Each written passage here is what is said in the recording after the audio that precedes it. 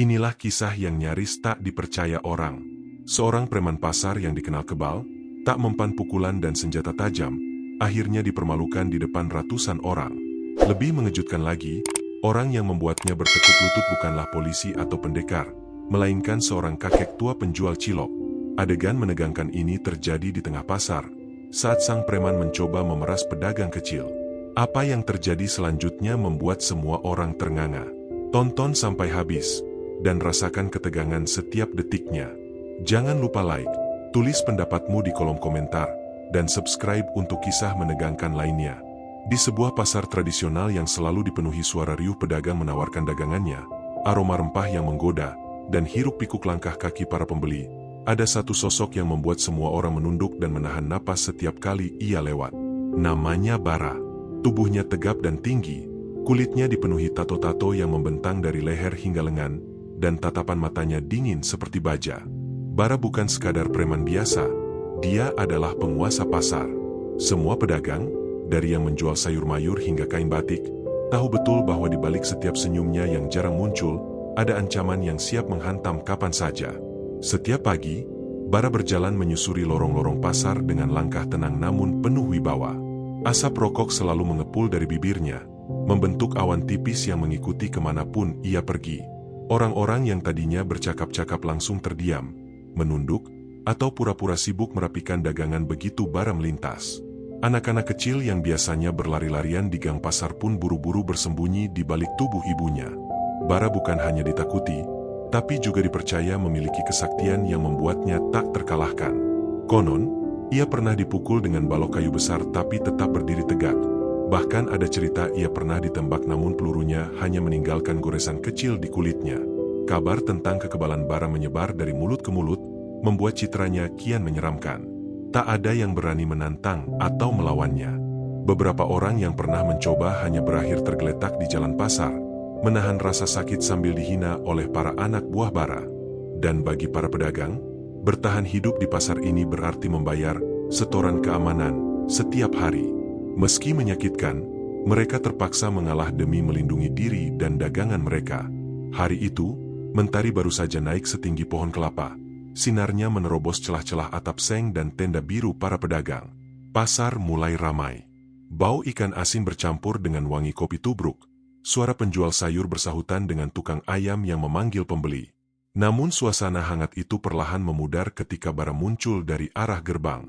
Tangannya menggenggam rokok yang nyaris habis, dan di belakangnya, 3 anak buahnya mengikuti seperti bayangan setia. Mereka berjalan perlahan, memastikan semua orang bisa melihat kedatangan mereka, seakan ingin menegaskan bahwa pasar ini berada di bawah kendali mereka.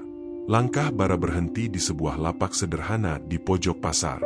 Lapak itu hanya terdiri dari meja kayu usang dengan panci besar berisi cilok yang mengepulkan uap harum. Pemiliknya, seorang kakek renta dengan rambut memutih dan punggung sedikit bungkuk, sedang sibuk melayani pembeli kecil-kecilan. Kakek itu dikenal sebagai Mbah Joyo, penjual cilok yang ramah dan murah senyum.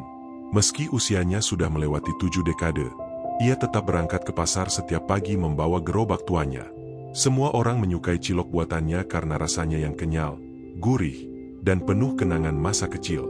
Tapi hari itu, senyum Mbah Joyo perlahan memudar ketika bayangan Bara menutupi lapaknya. Bara menatap Mbah Joyo dari ujung kepala sampai ujung kaki, seolah mengukur seberapa mudah ia bisa menjatuhkan kakek tua itu. Tatapannya dingin, bibirnya melengkung setengah senyum yang tidak pernah membawa rasa nyaman bagi siapapun. Bara menghembuskan asap rokok tepat ke arah wajah Mbah Joyo, membuat aroma tembakau bercampur dengan wangi cilok yang mengepul dari panci. Suasana pasar di sekitar mereka perlahan-lahan meredup. Pedagang yang tadinya memanggil pembeli kini memilih diam. Beberapa bahkan pura-pura sibuk menunduk, meski telinga mereka terarah penuh ke arah lapak kecil di pojok pasar itu. "Setoran, Mbah," kata Bara dengan nada yang berat dan datar, tapi cukup membuat bulu kuduk siapapun berdiri. Ucapan itu tidak terdengar seperti permintaan, melainkan perintah yang tak boleh dibantah. Ia menjulurkan telapak tangannya, menunggu uang berpindah ke genggamannya. Mbah Joyo berhenti mengaduk ciloknya. Tangannya yang sudah keriput meletakkan sendok sayur perlahan di tepi panci. Tatapan matanya yang tenang menembus ke dalam sorot mata Bara, tapi tidak dengan kebencian, lebih seperti melihat anak muda yang tersesat di jalan hidupnya. "Nak Bara," ucapnya dengan suara serak tapi jelas, "aku baru laku sedikit. Kalau boleh, nanti sore saja aku setor. Sekarang belum cukup." Sejenak, udara terasa membeku. Beberapa pedagang yang mengamati dari kejauhan menelan ludah. Mereka tahu, jawaban seperti itu jarang sekali diucapkan kepada Bara. Bagi sang penguasa pasar, kata "nanti" atau "belum" adalah tantangan yang tidak bisa diterima. Bara terkekeh pelan, tapi tawanya terdengar lebih seperti ejekan. "Nanti sore."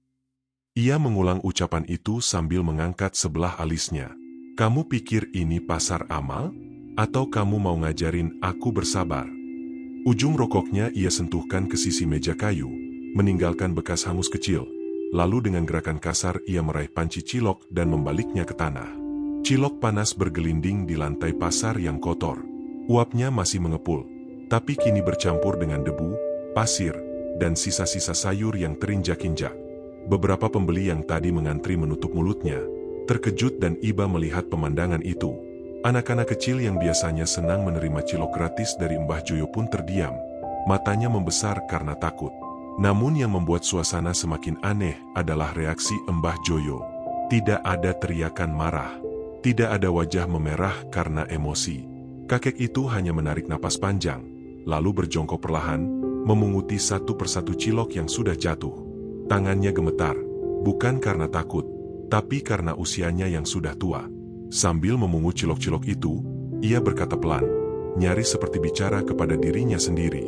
"Nak, kadang orang yang merasa kuat, lupa bahwa selalu ada yang lebih kuat di atasnya." Kalimat itu membuat Bara menghentikan gerakannya sejenak.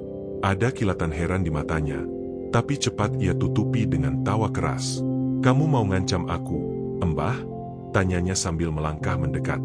Bau parfum murahan bercampur asap rokok memenuhi udara di antara mereka. Tangannya terangkat, siap mendorong tubuh Mbah Joyo yang masih berjongkok. Pedagang-pedagang di sekitar pasar memandang cemas. Ada yang menggenggam erat lapak dagangannya, ada pula yang sudah bersiap menutup mata agar tidak melihat apa yang akan terjadi. Semua orang tahu, sekali tangan Bara bergerak, itu berarti bencana bagi siapapun yang ada di hadapannya. Tapi hari itu, tak ada yang tahu bahwa pasar akan menyaksikan sesuatu yang belum pernah mereka lihat sebelumnya.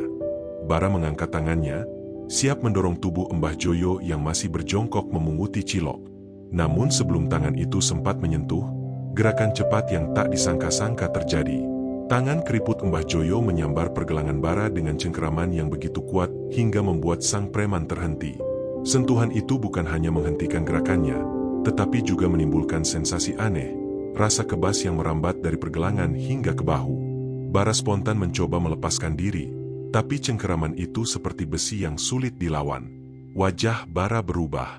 Tatapannya yang biasanya penuh percaya diri kini memancarkan rasa kaget dan tak percaya. "Apa-apaan ini, Mbah?" Suaranya meninggi, tetapi ada getar yang samar. Orang-orang di sekitar mulai berbisik-bisik, terheran melihat preman kebal itu terhenti hanya dengan satu tangan seorang kakek tua. Dengan tenang, Mbah Joyo berdiri, tanpa melepaskan cengkeramannya. Gerakannya lambat namun pasti, seperti seseorang yang sudah sangat terbiasa dengan langkahnya sendiri. Ia menatap Bara lurus ke mata, dan di sana tersirat sesuatu yang membuat lawannya kehilangan keberanian. Sebuah keteguhan yang tidak bisa digoyahkan oleh kekerasan. "Nak Bara," ucapnya dengan suara dalam, "jangan gunakan kekuatanmu untuk menindas. Kekuatan tanpa belas kasihan hanya akan menjadi beban di akhir hidupmu." Bara, yang merasa dipermalukan di depan banyak orang, mencoba membalik keadaan. Dengan sisa tenaganya, ia memutar badan, berniat melepaskan diri dan menghantam Mbah Joyo dengan pukulan keras. Namun yang terjadi selanjutnya membuat semua orang terpana. Dalam sekejap, tubuh besar Bara justru kehilangan keseimbangan.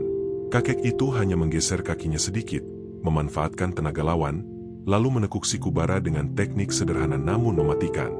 Bara terjatuh ke tanah, lututnya menghantam keras lantai pasar. Anak buah Bara yang sedari tadi hanya menonton, langsung melompat maju. Mereka mengira dengan jumlah mereka, kakek itu akan kewalahan. Tapi Mbah Joyo bergerak dengan kecepatan yang tak masuk akal untuk usianya. Satu orang ia singkirkan dengan sapuan kaki yang membuatnya terjungkal ke tumpukan sayuran. Yang lain mencoba meninju, Tapi Mbah Joyo memiringkan badan sedikit, membiarkan pukulan itu lewat begitu saja, lalu mendorong ringan dada lawannya hingga ia terhuyung menabrak gerobak buah. Pasar seketika menjadi hening, hanya terdengar suara napas terengah-engah para anak buah Bara yang sudah tumbang. Orang-orang yang bersembunyi kini mulai berani mengintip. Beberapa bahkan terperangah sambil menutup mulut, tak percaya melihat sosok yang selama ini mereka anggap rapuh mampu menjatuhkan penguasa pasar dan pasukannya tanpa luka sedikit pun. Bara mencoba bangkit. Lututnya masih terasa nyeri, tapi egonya memaksanya berdiri. Ia menatap Mbah Joyo dengan mata membelalak, bukan lagi karena marah, melainkan karena takut. Siapa kau sebenarnya? Tanyanya dengan suara serak. Pertanyaan itu menggantung di udara, membawa rasa penasaran yang semakin membakar hati semua orang yang ada di sana. Mbah Joyo memandang Bara lama, seolah mencoba menembus ke dalam hatinya yang keras seperti batu. Tatapan itu membuat sang preman gelisah.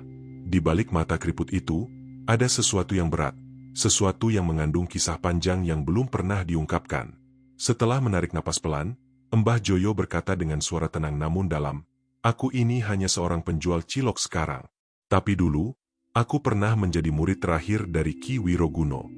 Nama itu membuat beberapa orang tua di kerumunan tersentak. Mereka saling pandang, sebagian bahkan berbisik lirih. Ki Wiroguno adalah nama yang melegenda puluhan tahun lalu. Ia dikenal sebagai pendekar tangguh yang tak pernah kalah dalam pertarungan, namun menghilang tiba-tiba setelah menolak terlibat dalam perebutan kekuasaan antar kelompok. Hanya sedikit yang tahu bahwa ia sempat memiliki seorang murid, dan kini murid itu berdiri di hadapan mereka. Seorang kakek penjual cilok yang tampak sederhana namun menyimpan kemampuan yang luar biasa. Bara menelan ludah, dadanya naik turun. Keberanian yang biasanya membakar dirinya kini seakan padam tertiup angin. Ia mencoba melangkah mundur, tapi pandangan orang-orang di pasar membuatnya merasa seperti terpojok. Tidak ada lagi aura penguasa yang memancar dari dirinya. Yang tersisa hanya seorang laki-laki yang ketakutannya terkuak di depan umum. "Mbah, saya." Suaranya serak, seperti kehilangan arah. Mbah Joyo melangkah mendekat. Setiap langkahnya membuat suasana semakin hening. Ia tidak mengangkat tangan, tidak menunjukkan sikap mengancam, tapi wibawanya membuat Bara semakin sulit berdiri tegak. "Nak Bara, aku tidak membencimu. Tapi kalau kau terus seperti ini, hidupmu hanya akan berakhir di dua tempat, penjara atau tanah kubur." Suaranya lembut, namun mengandung peringatan yang menusuk lebih dalam daripada bentakan. Bara menunduk. Untuk pertama kalinya dalam hidupnya, ia merasa semua kekuatan yang selama ini ia banggakan tidak berarti apa-apa. Anak buahnya yang masih terhuyung di pinggir lapak hanya bisa memandang tanpa berani bicara. Sementara itu, pedagang-pedagang yang biasanya gemetar saat melihat Bara, kini berdiri lebih tegak, bahkan beberapa mulai mengangkat kepala, seakan beban bertahun-tahun di pasar ini mulai terangkat. Suara Mbah Joyo kembali terdengar, kali ini lebih tegas. "Kalau kau mau berubah, tinggalkan semua ini. Jangan kembali sebagai orang yang sama. Pergilah sebelum aku menganggapmu ancaman yang harus dihapuskan." Kata-kata itu sederhana, namun berat, seperti hukuman yang tak tertulis. Bara mengangguk pelan. Ia tak berani menatap Mbah Joyo lagi. Dengan langkah tertatih, ia berbalik, meninggalkan pasar bersama anak buahnya. Tidak ada lagi kepala yang menunduk ketika ia lewat. Hanya tatapan tajam yang seakan mengatakan bahwa kekuasaannya sudah berakhir. Pasar kembali riuh, namun kali ini bukan karena keributan. Suara bisik-bisik mengalir dari satu pedagang ke pedagang lain, menceritakan apa yang baru saja mereka saksikan. Banyak yang masih sulit percaya, tapi mata mereka sendiri tak bisa berbohong. Preman yang selama ini seolah tak tersentuh kini pergi dengan langkah gontai, meninggalkan bayangan kekuasaan yang runtuh dalam sekejap. Beberapa pedagang terlihat menahan senyum lega, sementara yang lain memandang Mbah Joyo dengan rasa hormat yang baru. Mbah Joyo, seperti tak peduli pada kerumunan yang membicarakannya, membungkuk memungut kembali panci yang tadi terjatuh. Ia mengelapnya perlahan, mengisi ulang adonan cilok yang tersisa di ember kecil, lalu kembali menyalakan kompor. Aroma cilok kembali menguar, kali ini bercampur dengan rasa syukur yang terasa di udara. Anak-anak yang sempat bersembunyi kini berlari mendekat, tersenyum lebar ketika Mbah Joyo menyodorkan tusuk cilok hangat ke tangan mereka. Tak ada satupun yang menanyakan soal pertarungan tadi, seolah semuanya hanya mimpi aneh yang singgah sebentar di pasar. Namun, Dari balik keramaian, cerita itu mulai merayap keluar dari pasar. Pembeli yang datang membawa kabar pada keluarga di rumah, pedagang keliling yang singgah di pasar lain menyebarkan kisahnya, dan perlahan-lahan seluruh kota mulai mendengar tentang seorang kakek penjual cilok yang menumbangkan preman kebal. Cerita itu berkembang, ditambahi bumbu oleh setiap orang yang menceritakannya. Ada yang menyebut Mbah Joyo memiliki jurus rahasia, ada yang yakin ia menyimpan kekuatan gaib, dan ada pula yang menganggapnya titisan pendekar masa lalu. Meski begitu, Mbah Joyo tetap sama seperti sebelumnya. Setiap pagi ia datang ke pasar mendorong gerobaknya, menyapa setiap orang dengan senyum hangat. Tidak ada yang berubah pada cara ia berjualan, hanya cilok, saus kacang, dan sedikit sambal. Namun bagi orang-orang di pasar, keberadaannya kini membawa rasa aman. Tak ada lagi yang memalak atau menindas pedagang kecil. Bara tidak pernah muncul lagi, seolah benar-benar menghilang dari peredaran. Di suatu sore, ketika matahari mulai condong ke barat, Mbah Joyo duduk di kursi kecilnya sambil menyeruput teh panas.